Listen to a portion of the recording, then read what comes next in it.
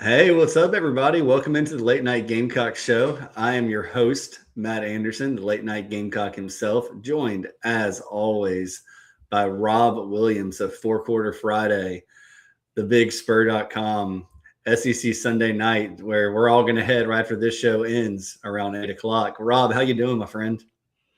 I'm fantastic. Did you say Four Quarter Friday? Did we do that one in there? I'm not sure. If you didn't, make sure you tuned in this week for fourquarterfriday.com because the in-state recruiting and in-state discussion in the state of South Carolina is really picking up. And there's a teaser for you guys for here in just a little bit.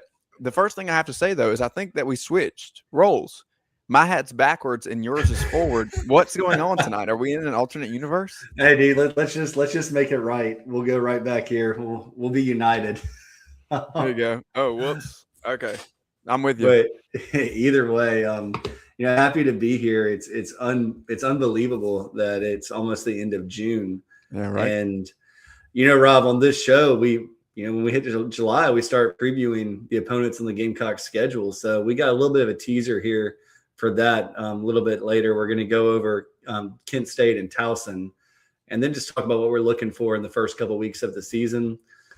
There is so much going on in the world of college athletics right now. I'm sure that almost everybody has heard about the 5 to play 5 rule, or 5 for 5 rule, however they're phrasing it. We'll dig into that, how it's going to impact the Gamecocks, how it's going to impact the rest of the country, because there is a lot going on there and a lot to unpack. And then we've had so many baseball transfer portal ads. We've had some football recruits since we last spoke.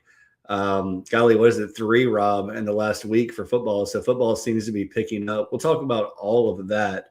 But Rob, first, man, we will have a show on July 5th. So don't worry about that. I know that the ITG Daily Show is taking a little bit of a hiatus. There's so much to do behind the scenes. Since we all came over to On 3, we've kind of been running around like a chicken with their heads cut off, trying to cover everything, get immersed into a new community, and all the while trying to kickstart Four Quarter Friday and what Rob's doing from a message board standpoint, which is going to be really excited. So, the Daily Show, those guys really do need some time. And look, Rob needs some time too. He pulls so much double duty covering. I think I saw you on 2 or 3 shows this week, Rob. But Yeah, I'm on everything. I'm on every but we'll show. be back at it. But Rob, before we go any further, how about you talk a little bit more about what Four Quarter Friday is going to be and what kind of impact it's going to have for the state of South Carolina? Yeah, so keep a lookout for this week, fourquarterfriday.com. In addition to our shows on Friday at 9 a.m., you're going to start seeing the website getting really active. Smitty and I will be covering high school sports news across the state, but it's going to be a little different than what you see from other outlets. This is something brand new that looks nothing like anything that you've really seen. It's kind of a new product from On3 and Rivals. And it's like you mentioned, Matt, it is going to feature that message board piece that we know and love. And a lot of times on Four Quarter Friday, when we're live on Friday mornings, we'll get a little friendly fire going there in the chat box with some of our guys and gals that are typically great friends showing up in the ITG chat box. This gives them a chance to kind of, sling some friendly jokes and jabs at their friends there that might be down the road at a different school. So something to pay attention to. We will be all over it in terms of all sports. I know that football probably is on the forefront of people's minds right now, moving the needle, but we had Andrew Baxley on last week from Prep Hoop South Carolina because, summertime is big for basketball. We've talked about the 2027 class at length, and now, Matt, a lot of players in the top 100 nationally in the 2028 class reside in the state of South Carolina. So something to really watch out for there. Gamecocks have gotten in and offered a handful of those guys as well. Baseball season comes around, but it's not just those things. It's all sports. So you're going to get soccer, you're going to get volleyball, you're going to get track and field, you're going to get cross country, you're going to have lacrosse and swim, and all the things are going to get mentioned there. We've done a lot of golf coverage lately, so we will make sure that you are covered from head to toe in every sport that you want to hear about.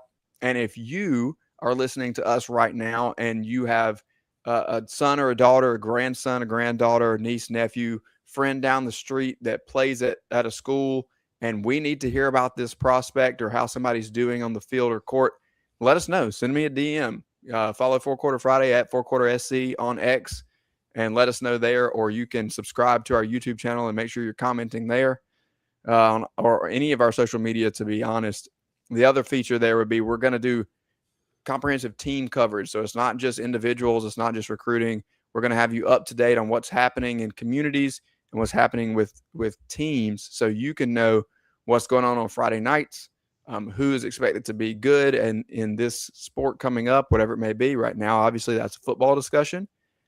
So if you are a fan of a high school team specifically or just a high school athletic department, make sure that you're tuning in, rep your team, subscribe to the site, and let us know. I've already got some people planted around the state. Just me and Smitty. It's hard to get across the entire state of South Carolina all at one time. So I know we have a few people that are scoping things out for me and will be able to help us fill in what's going on in this town or that town at this stadium or that stadium while Smitty and I are at different games of the week. So exciting stuff, exciting coverage for everybody. I know that Friday nights are special in this state.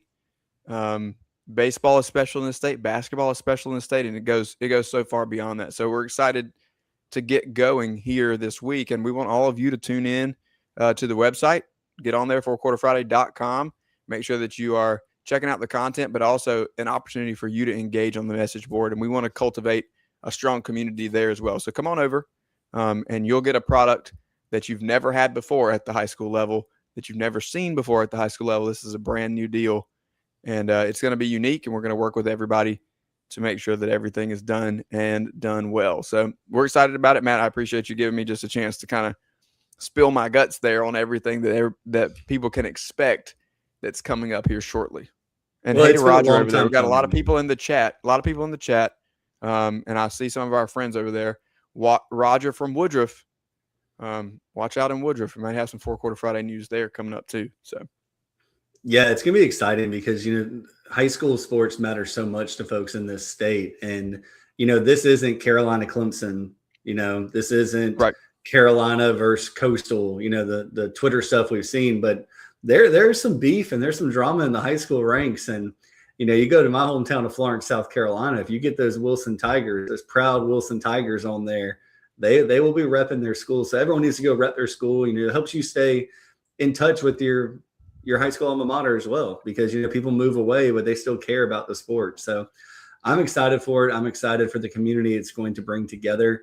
And, I've already talked to my neighbor. His son is just finished runner-up for the state wrestling title in his weight division. He's gearing up and ready for his senior season. He's going to try and take state over. He actually just transferred to South Florence. So that's the kind of information you'll get. Where's the best wrestler in the state going to be next year? Not at West Florence. He's going to my alma mater, South Florence Bruins. So excited for that. Rob, let's just jump right into it here. Let's start with baseball.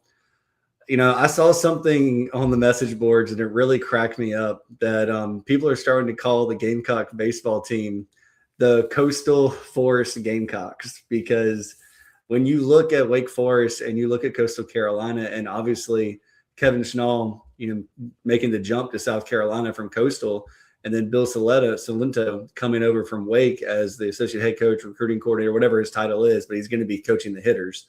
You kind of see them plucking some of the best players and prospects from their programs to come to South Carolina.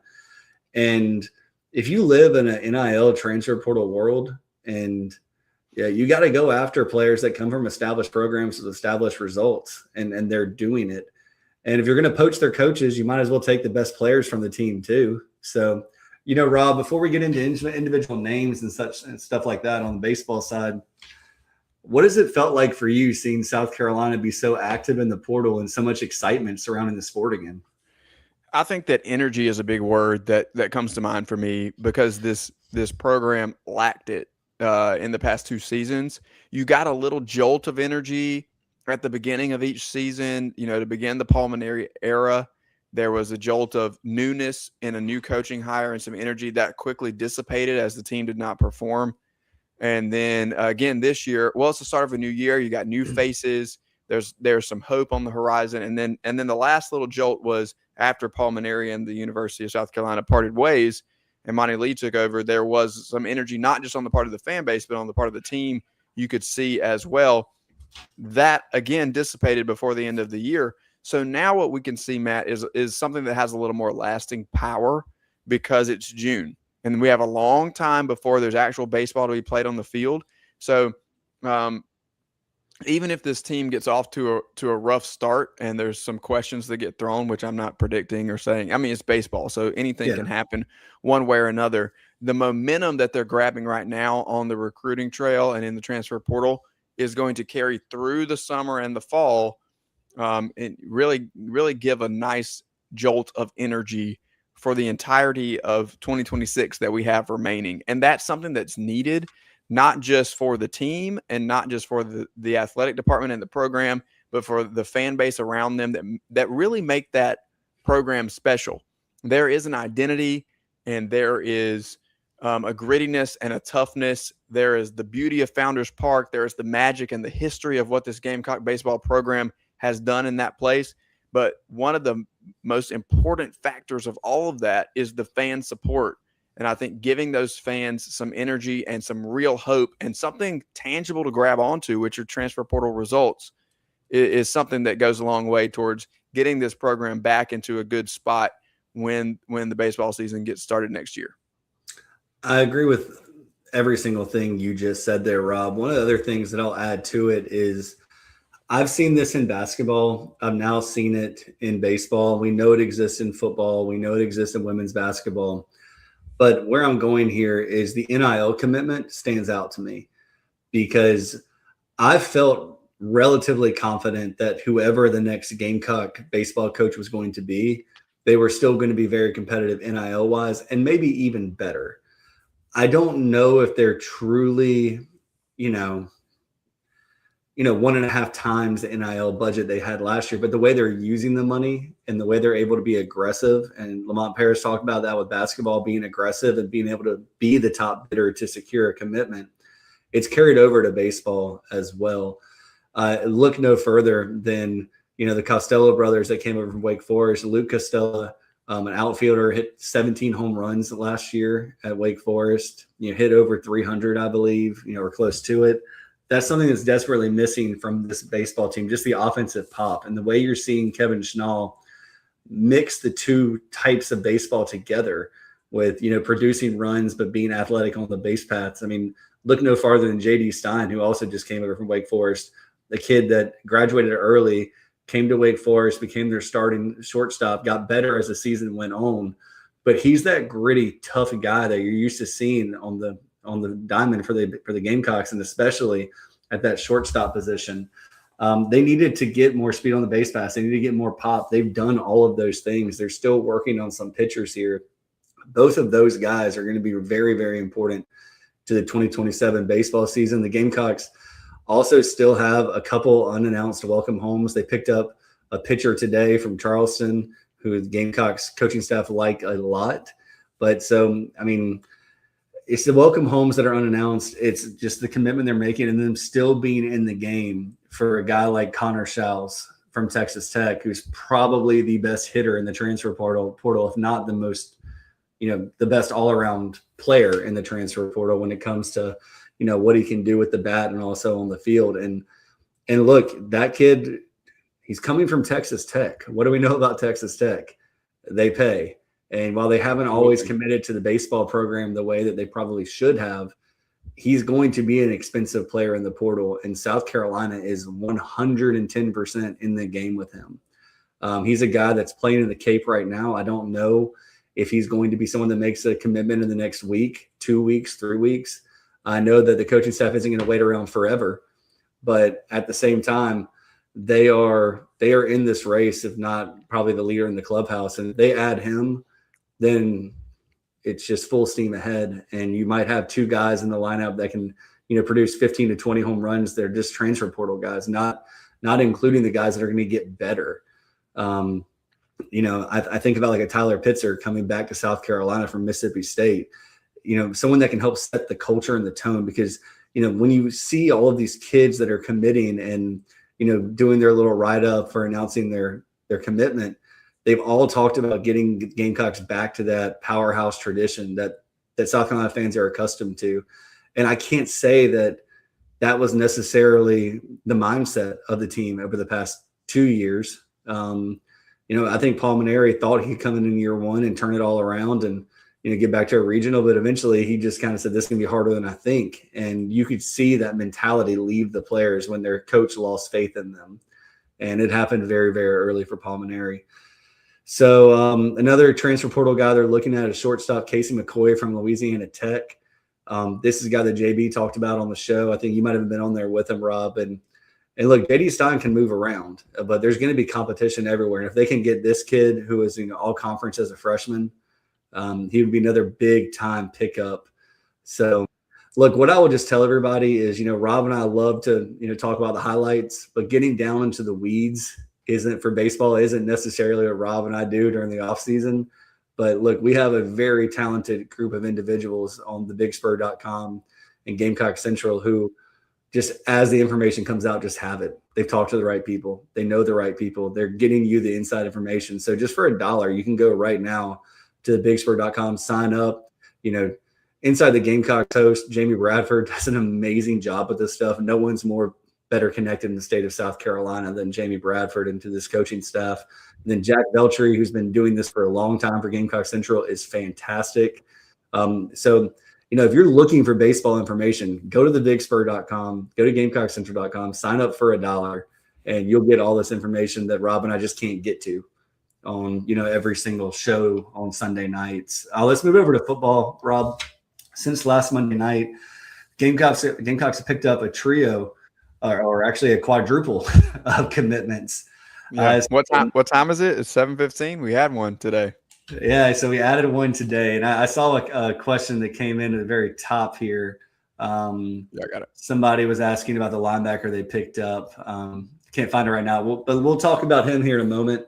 But they picked up offensive lineman James Ross, wide receiver Avion Lewis, so they flipped from Kentucky, and defensive back Kelvin Millington. Let's start with James Ross, Rob. This is an in-state kid who said this offer meant everything to him to be able to represent his home state, stay close, play at the SEC level. At camp, this was a kid that earned his offer. He absolutely earned it. He was winning numerous one-on-ones against players that are ranked higher than he was going into it. I think this is a kid that when you're on Four Quarter Friday and Rob and Smitty are going around the state and they're saying, "Whoa, look at this guy! He's doing big things as an offensive lineman."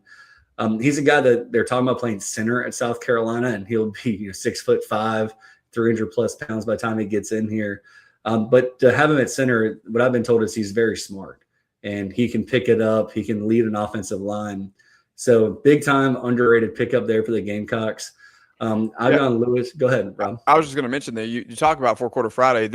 James Ross is a kid that I've seen multiple times because of Four Quarter Friday. You can go months back in my notebook and see the notes where I met with Ridgeview coach Derek Howard to get some comments about his team, and that was the first player that he shared with me, and that kind of jumped off.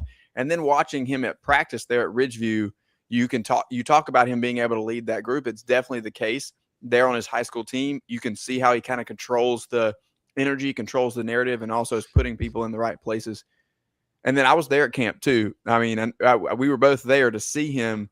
And I actually stood next to his dad during some of those drills and was talking about that desire that James had to be at South Carolina. I asked him, what is he looking for? What's the move? And he said, to be right here. So, you know where he wants to be. And this is a kid, I think, Matt, that they just can't, even though he came in, it's a camp offer. And you think about sometimes I think sometimes the average fan can look at that and go, well, there's not as much fanfare. It's not as big of a star rating. He came in and showed something. And so they're going to maybe take a chance on him. I don't really see this one that way. I think that there's a lot of upside here. And this coaching staff likes what they can do with James Ross. And it's absolutely one that you do not let get out of your backyard.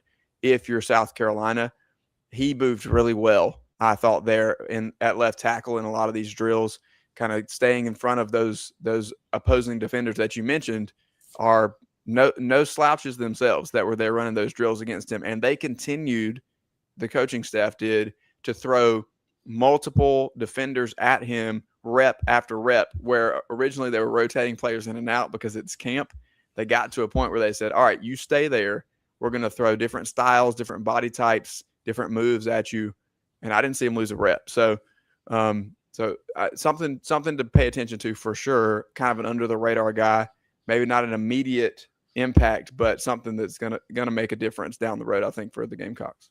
And on top of that, you don't want offensive linemen to have to be immediate impact guys. I mean, you have a Darius Gray out there that might be, but you don't really want that. I will say that, it's always fun when you go to these camps and then, you see a sophomore and you're like, wow, who is that kid? Like, he looks like he could, play right now in the SEC. And then, the rankings come out and the kid is, ranked top 100 in the country, like Sequel Patterson, like Josh Dobson, all this. And you kind of feel like I found that person. I saw that person at camp.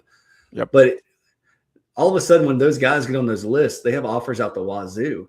And, some guys, they're a little bit slower in their development for whatever reason, but camp offers, man, they hit at a high clip. I mean, we can all go back to probably the most famous example of a camp offer is Nicky Mawari.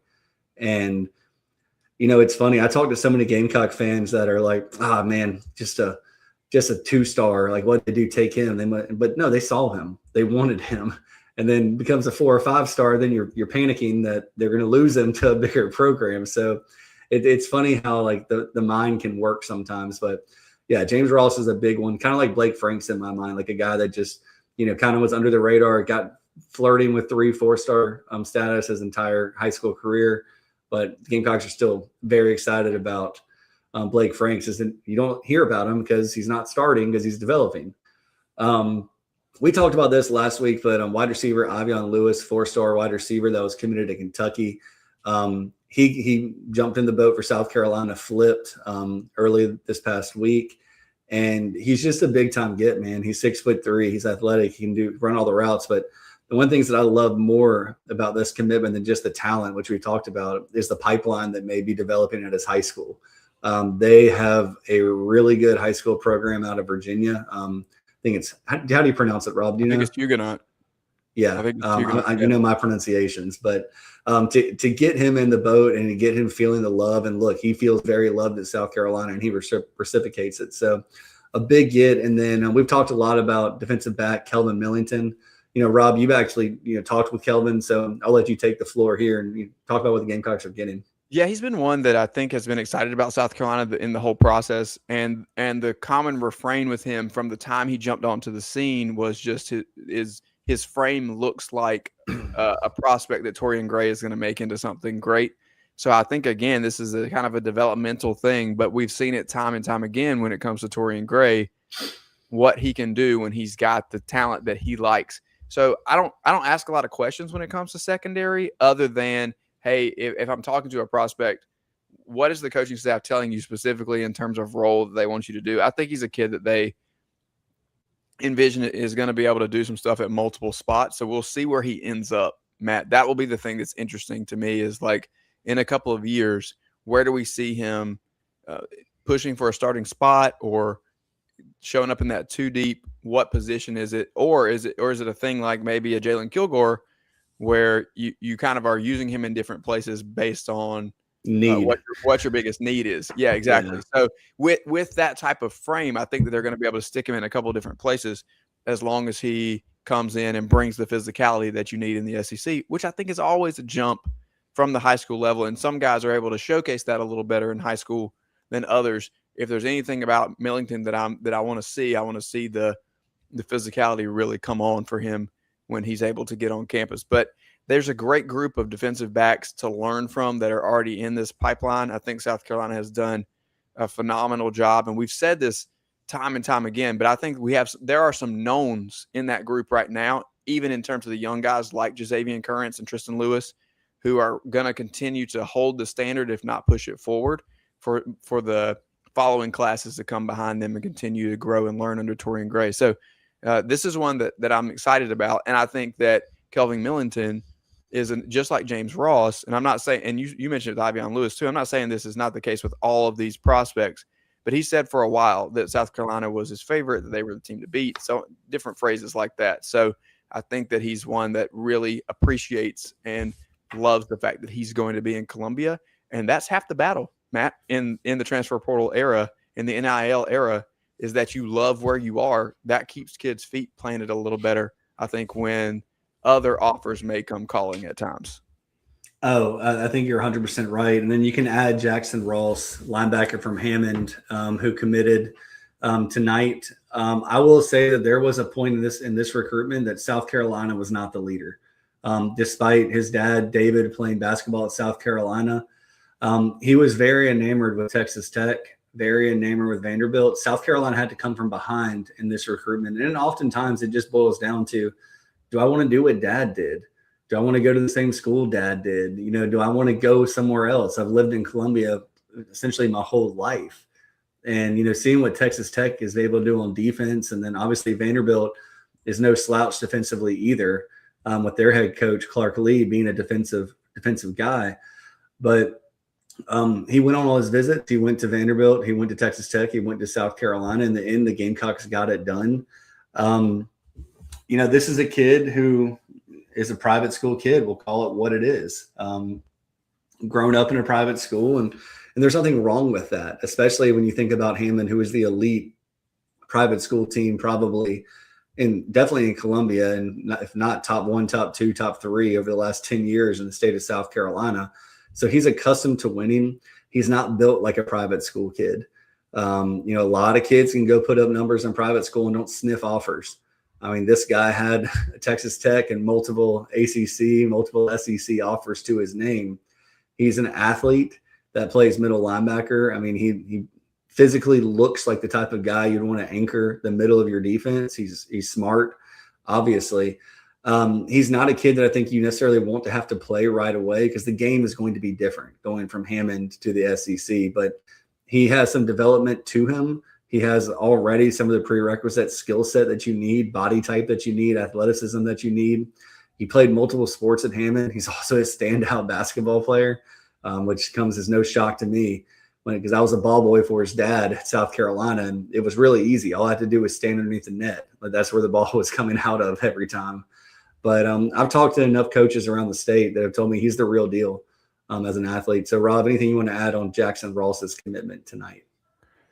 Yeah, I think that the biggest thing for me with Jackson Ross is, like you said, I don't want that stigma to get on him, and I think that needs to be addressed from a public perspective anyway. I said this on Friday, on Four Quarter Friday, is like, Jordan Birch and Boogie Huntley came out of this school too. So let's not.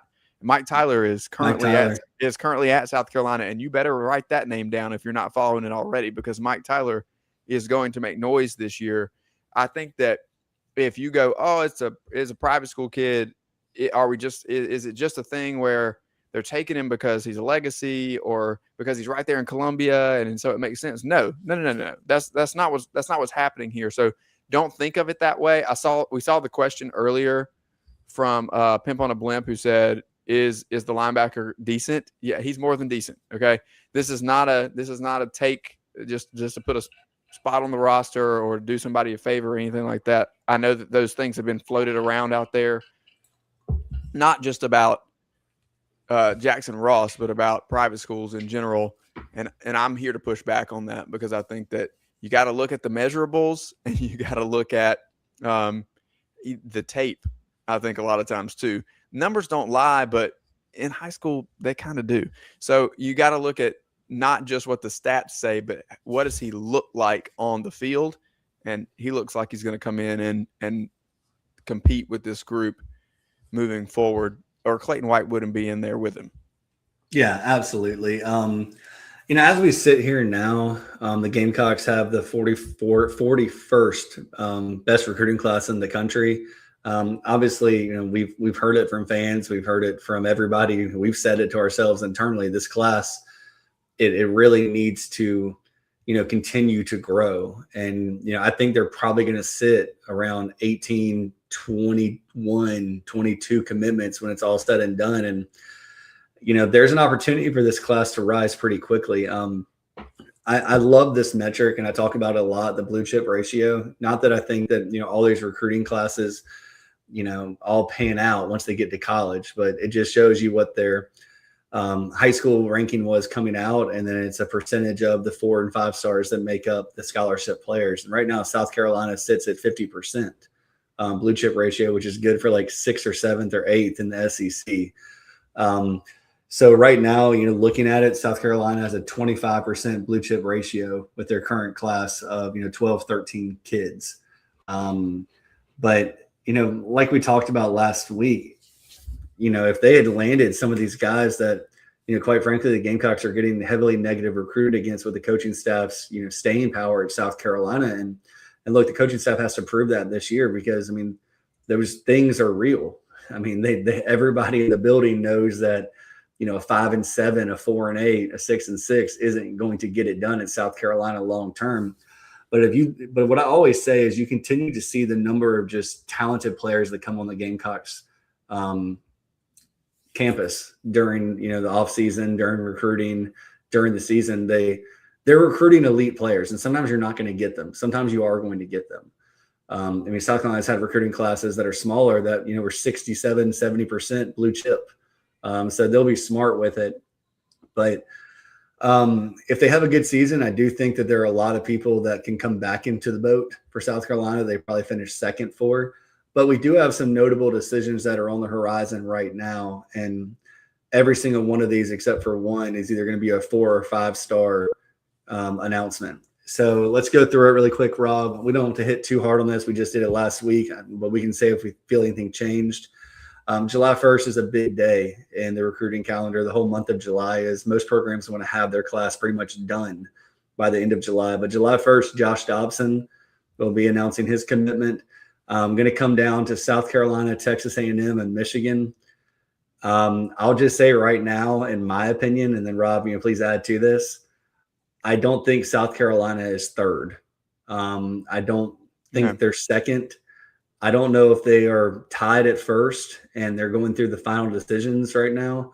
But I know that South Carolina has put the best NIL package on the table as things stood about a week ago on his official visit when things matter.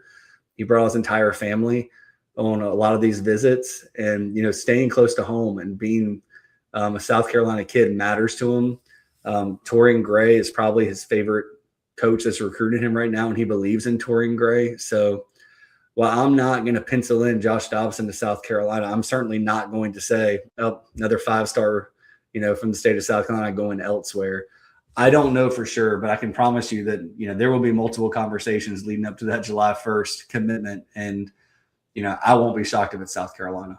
I wouldn't be either. And we said this before that, this is a hefty term, but he's the crown jewel of the class. Let's just call a spade and not play around like this isn't the top target that the Gamecocks have been going after in this 2027 group, and for good reason, Matt. And I think that getting him not only adds to that DB room for sure, and it's going to make a major impact on what Torian Gray can do because he is such a high talent player, but the momentum that you get from landing a player like that impacts what's coming up beyond that, because it's a selling point. Other players want to come in when you see the hype and the buzz. We understand. Let's take a minute here to remember, for everybody that's watching and listening to us right now, these are high school kids, and they are young men. I get it, but they're high school kids, and so they are going to move and ebb and flow in a lot of cases based on the same things that every other high school kid moves and ebbs and flows on,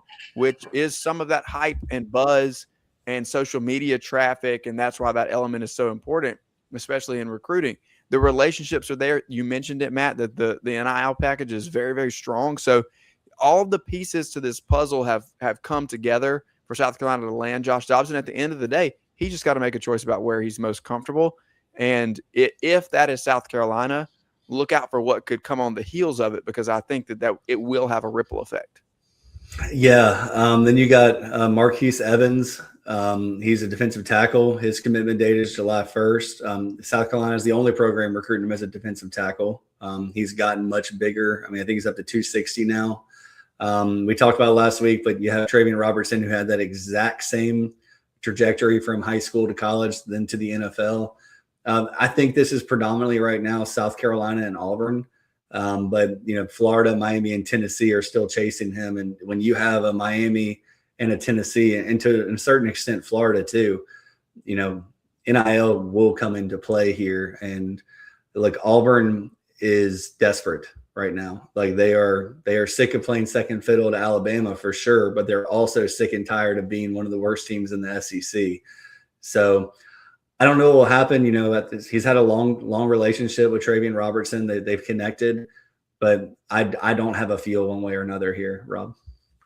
Yeah, I wouldn't say that I have a good feel one way or another either, but I do think it is interesting that South Carolina is the only program recruiting him as a defensive tackle. I think that makes them stand out. We'll see what happens.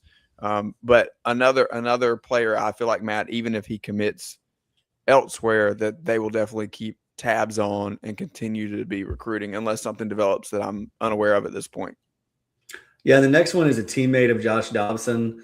This is Davian Jones. He's another defensive back, safety hybrid. He can play anywhere in the backfield. He took visits South Carolina, Auburn, Georgia, LSU, and Indiana. This definitely has an SEC flavor to it. I spoke with someone today who's well connected that said he doesn't know. He thinks it'll be SEC, but he doesn't know. And this is a situation where South Carolina's been recruiting Davian Jones the longest. He seemed to build a quick and fast friendship with Josh Dobson. They've taken a lot of official visits together. They're very good friends now. I will say that we have a prominent message board poster on thebigspur.com at Gamecock Central who posted just yesterday that he felt that Gamecocks would get 4 out of the 5 official visits from last weekend. So you do the math there and you can kind of put the pieces together. There is confidence somewhere. So I think this is going to be an SEC battle. I don't see him going to Indiana, and I would watch what happens on July 1st because the only team that is in both Josh Dobson's and Davian Jones' final choice list is South Carolina. Yeah, I agree. And I think that, this could be, you mentioned Josh Dobson in relation to the Davion Jones decision. This could be ripple effect number 1 if Josh Dobson commits on the 1st, where it has an impact on what Davion Jones does on the 2nd. It's a big week. 1st, 2nd, 3rd, 4th. 4 days in a row that we're watching commitments, Matt. Well, then you go to July 3rd and, Nate Carson, a guy that you're really familiar with. I mean, if you could pull a Josh Dobson and a Nate Carson in the same week, you used the word earlier, Rob, momentum. And that is a lot of momentum going the Gamecocks' way to get 2 in-state guys, 2 guys that people gravitate to for different reasons. And now you start hearing about those group chats and, those guys that are coming on an unofficial visit. Look, I don't know where Nate Carson's going to go. I said it last week. I thought it was probably down to, South Carolina, Clemson, and Georgia. Reading the tea leaves, it seems to be South Carolina, Georgia right now. But he would be another big get if the Gamecocks could pull him off. I agree. And I think that, I'll say this shortly. We mentioned this last week, but it has been a recruitment that's had a lot of movement and a lot of the pitches have impressed Nate. So I think that, again, South Carolina being last is important, but you've had a little bit of time for him to go back and reflect and think about it. We will be covering this one closely from the Big Spur and from 4 Quarter Friday, with that being another in-state prospect. So just continue to watch. Again, July 3rd, that's offensive tackle Nate Carson from Irmo, right there in the Gamecocks' backyard. There's been some success coming out of Irmo. Irmo is loaded with talent in 2026, and this is one of the top players on the team. So, I mean, I think it could go either way right now, to be quite honest with you. Yeah, and then we'll close the recruiting portion of this with on July 4th, Jaden Brody. This is a name that Gamecock fans are learning quickly. A kid that picked up an offer at camp, defensive end. Virginia Tech's been there for a long time, but to announce a commitment pretty quickly after picking up an offer, things can move very fast. We saw it with Trey Segura and LSU, how quickly things can move if it's just the right message at the right time to the right prospect. So I don't know much on this one, guys. I'm not going to, mess around here and say, hey, Gamecocks are the leader. But I do think it's primarily Gamecocks and Virginia Tech, stronger, longer, or last person of the party. What do you think, Rob? Anything you want to add? Yeah, we've seen that a little bit. Like if you mentioned the right timing comes in, South Carolina has definitely come in and made a push. You can see the recruiting at the edge position for the Gamecocks has been more misses than hits, in this class so far. And Jaden Brody would be a good pickup at 6'2", 220. Definitely some room for him to continue to grow at a new school last year in Rollsville there in Raleigh. So we'll see where this goes on Independence Day. But no, I don't have a ton of insight as to where it's going necessarily. Yeah, and honestly, this is a prospect that even like the insiders like us are trying to get our arms around. Yep. So we're going to hit a quick break to hear from our sponsors. And when we come back, we're going to close out the show talking about five to play 5 ruling, and then also Kent State and Towson. Morning, Carl. Usual? Yeah. Your oldest was in here the other day. Said the two of you took a trip down to my neck of the woods. How'd that go? You might as well give me one of those Carolina cards while you're at it. I knew I liked that one. Yeah. There you go, my friend. Thanks. Hey, Carl. Congratulations. See you tomorrow, Freddie. You bet. JC Sherbert here had a brilliant idea that some good friends of mine in Florence have told me about. Next time you're having a wedding or an event or anytime you got to feed a bunch of people, talk to my friends over at Flavortown Eats and Events. That's right. It's a food truck / trailer, prepares the food fresh on site right there for you. No hassle. It's absolutely delicious. They'll come out, turnkey solution to feed the masses at your event. Go to their website right now. flavortownflow.com. That's flavortownflow.com. They have all the contact information you need, and they are a proud sponsor of the Late Night Gamecock Show and the Chief Sports Network. Welcome to Palm Casual Patio Furniture. Because we are the factory, Palm Casual has the ability to offer the highest quality outdoor furniture paired with world-class service. Since 1979, our factory showrooms have done our best to make the buying process as easy as possible for our customers. Our understanding of the many factors that go into your decision has helped us create our 30-day trial period that increases the level of comfort our customers feel during the shopping experience. Visit us in Somerville, Mount Pleasant, Myrtle Beach, and Bluffton, and online at palmcasual.com for our products and out-of-state locations. Go Gamecocks! All righty, welcome back into the Late Night Gamecock Show. I am Matt Anderson, and Rob Williams, as always, is joining me. Rob, we're going to hit this one pretty quickly, but the 5 to play 5 rule is coming down the pipe. For those that haven't heard about it or don't understand it, trust me, I'm trying to understand it too. There's a lot of technicalities in here, but the basic gist of it is, starting next year, an NCAA athlete's eligibility clock begins the academic year immediately following their 19th birthday. If a student athlete enrolls in college before their 19th birthday, the clock starts at the time of their first semester. So basically all it means is red shirts are kind of going out the window. No one's going to be redshirting anybody anymore in probably any sport. It's just you have 5 years to play the sport that you come to college to play. So they're going to go into effect for the recruiting class of 2027. So, that's what we've been talking about this entire time. Now, here's the kicker. Active players with more than 5 years of eligibility who have already been approved will not lose their eligibility. Other active and incoming players, in conjunction with their schools, will determine whether to use the new or the old model for the remainder of their eligibility. So quickly, what that kind of means is that you have players, from different recruiting classes that might have played 3 full years. If they played, a redshirt year, then they're going to go back to the rule to say they get to play 5 years. So how does that impact South Carolina football? We'll start there. Nick Harbor could potentially have another year in this situation. Tight end Maurice Brown could have another year in this situation. Defensive back Judge Collier, defensive lineman Kelby Collins, and defensive end Caleb Herring. Those are just names from the 2 deep. There will be more impact further down the depth charts. But This is a situation, Rob, where when this rule comes into place, it's going to affect basketball. As the way I'm interpreting this rule, Juan Fernandez and Hugo Lopez can potentially have 4 years of eligibility once they come to college next year. Corey Mincy is going to get an extra year. The Gamecocks now have him potentially for 2 seasons. When you look at baseball, there's a number of players now that have 4 years of eligibility, J.D. Stein being one of them, who just came over from Wake Forest. So same with catcher Andrew Costello. Now you start thinking about how this is going to work with the MLB draft. Traditionally, if you went to a 4-year college, you had to be 3 years removed from high school graduation or 21 to enter the draft.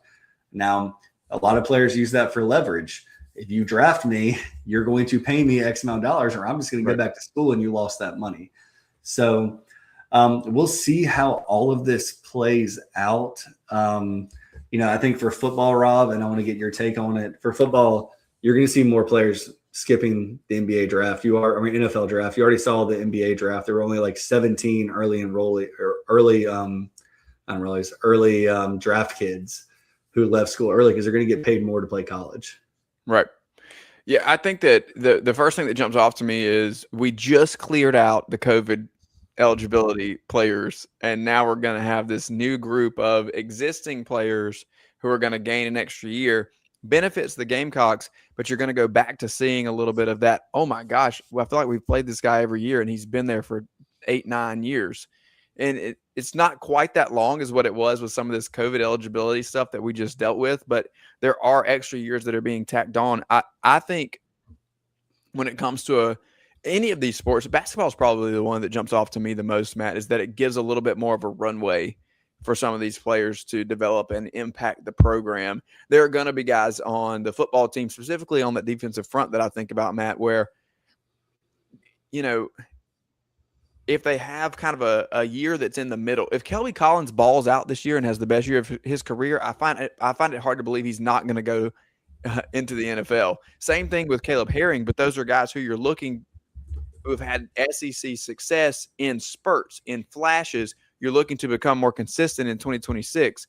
So to say, well, they get another year so they can come back. Well, if they perform really well this year, I don't know they will come back, enter NIL, like you mentioned. That's where that competitive balance is gonna really play a role in terms of how does school X or school Y, and in this case we're talking South Carolina, but I'll here in 13 minutes be talking about it from an entire SEC standpoint, right? How do they bolster those NIL payments for guys to say come back for year 5? It's gonna get really, really interesting. But I do think it extends the runway, and that changes the coaching carousel a little bit too, not just in South Carolina, but in college athletics as a whole. Yeah, I mean, what you'll see, I think in the NFL specifically, if you're not a first-round pick or a second-round pick, all you're guaranteed is your signing bonus. Yep. So you're going to see it like to your point, like Caleb Herring might be like a 4th-round guy. He's going to make more money coming back to college one year, whether it's in South Carolina or somewhere else, than he'll potentially make going to the NFL. In basketball, you're going to see a lot of these coaches that have been kind of finding those 1-year rentals start, moving back a couple of years and say, well, if I can get this guy on a 2-year contract, a 3-year contract, I'd rather go young to keep my core together. It'll be interesting. I think you're going to, with baseball, you're going to see draft decisions be made that are different. At the end of the day, they're just asking, the NCAA is just asking their SEC, Big 12, Big 10 conferences to find more money for players because these payrolls are going to continue to go up.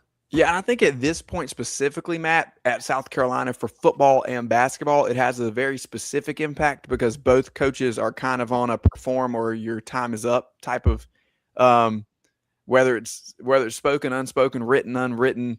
That's kind of the deal with both Shane Beamer and Lamont Paris. So if they can perform up to the level that those coaches keep their jobs, which I'm not saying they will or won't, like we've pretty much given our opinions on where things are headed in those cases, then there is a little bit more of a runway you talk about Corey Mincy, for example, to grab an extra year and come back and continue to move that program forward so that you can backfill that point guard position behind him and have sustained success under this Lamont Paris staff. That's what's really intriguing to me about it is how you can almost stretch out covering the gap a little bit with some players that grabbed an extra year. Yeah, and you're only going to see maybe 3 or 4 players exhaust their eligibility in college basketball this year. So if you have a good season and you can say, I have my core coming back, and maybe where NIT wasn't good enough for Lamont Paris, maybe it is with the more NIL money that they're going to have and a better plan. So we'll see how it all plays out. I do quickly want to get to so we talked about our previews, right? So we're going to be previewing, the Gamecocks football schedule. We're going to focus on 2 opponents per episode going forward, and it's going to be the power conference opponents, so SEC and Clemson this year. I'll give you some quick information on Kent State and Towson. Kent State has not been a good football team. They've won 5 games over the last 3 years. Just so you guys know, last year they lost 62-14 at Texas Tech, 66-10 to a not great Florida State team, and 44-0 against Oklahoma. They will play Wofford and Ohio State after they play the Gamecocks. I will say that Kent State's quarterback is pretty decent. He didn't play to start the season, but he came in and completed 56.7% of his passes. Not great. Averaged 8.5 yards per pass attempt. Pretty good, but 18 passing touchdowns versus 3 interceptions. This is actually a kid that's fast and can run and be more dual threat than his numbers will show. But here's the big kicker for me. Rob, last season, their defense gave up 427 yards per game and 34 points per game. And they allowed 191 rushing yards per game. So it's a big test for Kendall Briles and Gamecock fans' minds. Knowing those statistics, you better do better than that, especially with how the teams have performed that they played last season against them. But Kent State's, according to Phil Steele, is going to finish 10th out of 13th in the MAC. They got a number of players that are going to be potentially like all conference guys. Towson finished 6-6 in 25, 7-5 in 24. They lost 44-17 at Maryland, 38-20 at Cincinnati. They'll have played Maine and Navy before they come to Williams-Brice Stadium. So, Rob, thinking about those 2 games, and then the numbers I just gave you, what do you think would make Gamecock fans happy on offense? You can go wherever you want with this. Yeah, okay. And here's the thing about on offense. When it comes to both of these games, I think that you need to see consistent ball movement when I'm looking at it. And obviously you want to finish drives, but the consistency of being able to move the ball down the field, it's going to be exciting, Matt. If you hit a couple deep shots to Nick Harbor, or if Jaden Sellers takes a screen and goes for an 80-yard touchdown like he did against Coastal last year. But I think the consistency of driving the football and kind of exerting force, I think the running game is a big factor here. Everybody's going to want to see in the moment Lenore Sellers go out there and move around. They're going to want to see him throw the ball accurately at multiple levels. But I think Lenore Sellers' legs and the running game with Matt Fuller and company are the 2 top things that we should be watching from an offensive standpoint, because if those things are rolling and they're rolling really well, then I think that we'll be able to see a little bit more of the vision of what's going to happen with Kendall Briles and this group here. And I'll mention too, you talk about Kent State's quarterback. He is flashy and moves around well. 18 touchdowns to 3 interceptions, so efficient. But a 50, I have it right here, 56% completion percentage last year. That's the one for me where you want to make him throw the football, I think, and not let him get out there and get loose and do a little bit of damage. But definitely watching the running game. What is the push of the offensive line? They should steamroll these 2 teams on the line of scrimmage, and that's probably what I'm watching the most. What I'll be watching the most for, and I feel like it's been, just part of the problem is the Gamecocks have played real opponents earlier in the season for so long now that, when you did have like 2 opportunities like this, it always was sandwiched between a big game or something like that. And look, yeah, you do have Mississippi State coming in week 3, but what I want to see is this game not treated like a scrimmage or not treated like practice. So often you see South Carolina come out and they might win by 30, 40 points in a game, but it's because they had a punt return for a touchdown, 2 defensive scores, so the offense didn't look that great in the game. So what I'm looking for is this to be treated like you see other teams around the country treat it. We're going to go score as many points as humanly possible because we want our team to get used to performing, get used to doing things that lead to points. We're not out here trying to milk a clock for 9 minutes just to prove that we can hold the ball for 9 minutes against a not very good football team. So I for Gamecock fans and for me, I want to see electricity. I want to see 21, 28 points in the first 15 minutes of the game. I want to see what I see other CFP potential teams doing. And I think if they struggle with that, good luck, because it's going to be loud again. And this coaching staff does not need any loud. From defensive standpoint, I mean, I don't know if we'll see Dylan Stewart. I think that would be one of the people I'd want to see play. But at the same time, they have to prove that what they did in the transfer portal and how these linebackers have potentially improved are making life difficult for the quarterback. You mentioned it earlier. They're going to play against a Kent State quarterback that has the ability to make things happen.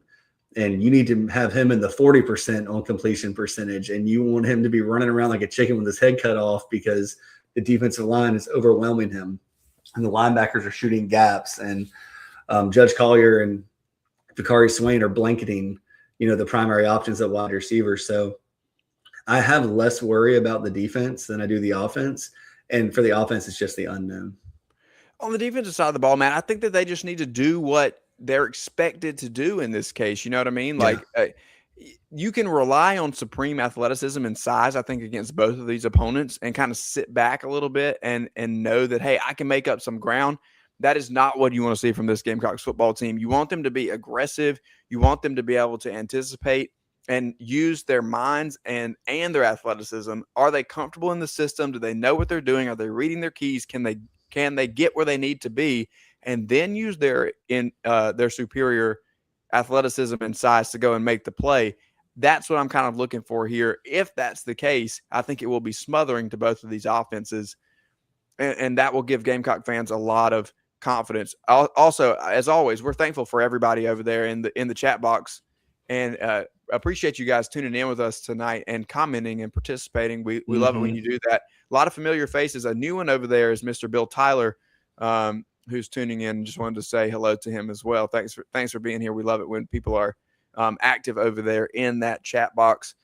Matt, it has it's been a fun night. What else you got about Kent State and Towson? We tying a bow on those? Well, buddy, man, it's absolutely flown by. We'll have plenty of time to talk about these games. We're not going to not talk about Towson and Kent State as the season progresses. But do want to say, next week we will be back. So even though ITG will be off the YouTube, off the airways for a couple of weeks, Rob and I will be here. We hope everybody has a very safe 4th of July. Have as much fun as you can, celebrate America. But we want everybody back here with all their fingers come July 5th, watching this, so you can type in the chat box and communicate with us. We don't want you losing any fingers because of fireworks or do anything that can get you in trouble. But we will be previewing Mississippi State and Alabama next week, along with, we know that the baseball portal is not going to stop. Football is just still, what a big week football has next week. Hopefully we'll have enough time to get to everything. But again, we want to thank everybody that's been here with us tonight, everyone that comes back. When you give us this time, it's the most valuable thing you have. So we appreciate you spending your time with us and viewing us as valuable. So Rob, get on over to SEC Sunday Night. Everybody follow me to go watch Rob on SEC Sunday Night, and have a blast, man. Have a great show. Yeah, I appreciate it. Thanks for being here, everybody. We're going to get over there and dig in a little bit. We got a little Big Ten flavor with our guest tonight. We'll talk a little bit about that Michigan basketball job and how does it impact the SEC a little bit with that trend, maybe starting with some college coaches moving to the pros. So exciting night on the SEC Sunday Night. Join us there. Thanks for being here on the Late Night Gamecock Show. He's the man, Matt Anderson, the Late Night Gamecock himself. We'll see y'all later. Bye.